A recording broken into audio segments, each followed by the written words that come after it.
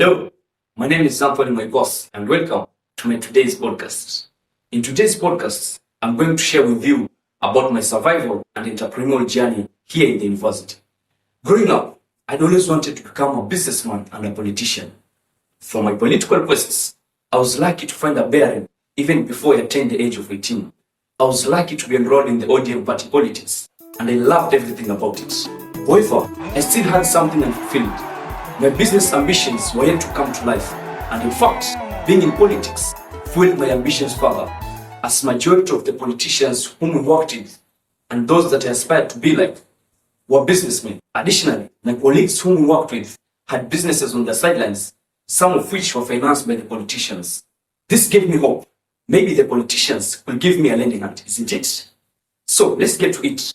I packaged my business ideas well, and during the campaign coffee breaks, I tried to pitch my ideas to several of them, seeking for possible investments, as Kenyans would say, kushikwa mkono. But, lo and behold, majority couldn't buy my business ideas. Probably they were too ambiguous, stories za jaba, as the youths would say, or maybe the dreams were too big for the young man that I was then. Some of them even suggested that I focus on school, one quest at a time, they said. However, the entrepreneurial spirit in me couldn't budge away. I'd managed a few savings from the political campaigns that I planned to invest. However, all my ideas superseded my savings. Again, I couldn't qualify for commercial loans as I had no collateral security to my name. I sought advice from a friend of mine who introduced me to a Ponzi scheme. Here is whereby you invest a certain amount of money in a digital platform. Then after 24 hours or a week, you cash out the money with the accrued interest. I tried it out with a small portion of my savings. And the next day, I cashed out the amount with the accrued interest. So happy I was that even for the next investment, I topped up the investment amount so that I could accrue more interest. And the trend continued, till I gained their full trust and I ended up investing a lot of money with them. But oh no, a scam was looming. Just when I had invested a substantial amount of money with them, the company closed down and went away with all our money. The WhatsApp group that we used to communicate in was set to only admins to type, so we couldn't agitate there. Calls went unanswered, texts went unreplied. We had to count our losses and go on. The sun will rise and we shall try again, we consoled ourselves. Afterwards, we called a crisis meeting with my friend who had earlier on introduced me to the Ponzi scheme. Maybe gambling will be a way out. Here we get to top our block. So that was our resolution. So we began placing bets. At times we won, at times we lost. So it was not very that substantial. We even bought the fixed games. Ever heard of match fixing? That's a story for another day. But even with the fixed matches, we still lost. It reached a point where we had gambled a huge amount of money till affording meals became an issue. We had to put a stop to this vice. I summoned myself to a meeting and held myself by the ear, then said to myself, if it is finding money, then I have to work for it. Nothing comes for free. I therefore started sourcing for jobs, tried a few gigs here and there, but still, I was not satisfied. I even tried car brokerage, but I couldn't find clients, so I gave up on it. It is during this period that I noticed a business opportunity. A week had passed, and the person in charge of cleaning our compound and doing garbage collection was there to do so. The same was the case in the neighboring compound. I talked to my landlady, and boom, I had the garbage collection business with me. I looked for a colleague whom we assisted each other to get the job done. However, since I was the one who sourced for the contract, I was the one who collected the payments, then I could pay him. So I was now a boss with one employee. Quite satisfying, isn't it? Within a week, I'd also managed to convince the neighboring apartment that I could do garbage collection for them. And boom, I also had their tender with me.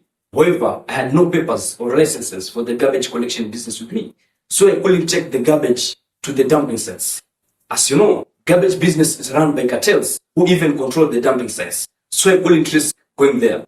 Additionally, even if I tried befriending the cartels so that I could take the garbage there, the transport costs to the dumping sites would be too huge for me to bear, yet I wanted to maximize on the profits.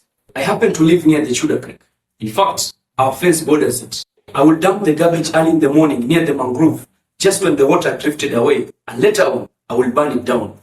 The trend continued, but being careful of the environment, I plan to register the business and have proper methods of waste disposal.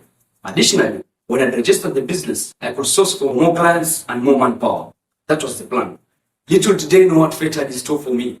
Just when I'd collected enough cash to enable me to register the business, the name officials caught up with me in the act of burning garbage near the mangroves. A big issue was that it was almost escalated to higher authorities. Fortunately, my landlady handled the situation. However, this marked the end of my garbage collection business.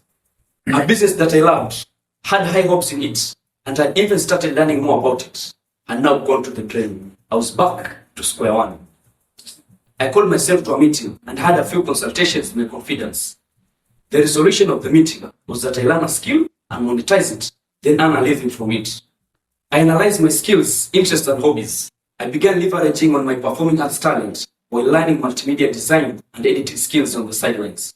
Acting gigs aren't that very frequent, and most of the times we could do auditions, but things couldn't turn out as we expected. However, I kept soldiering on. My big breakthrough came when I was casted for the Duos Festival.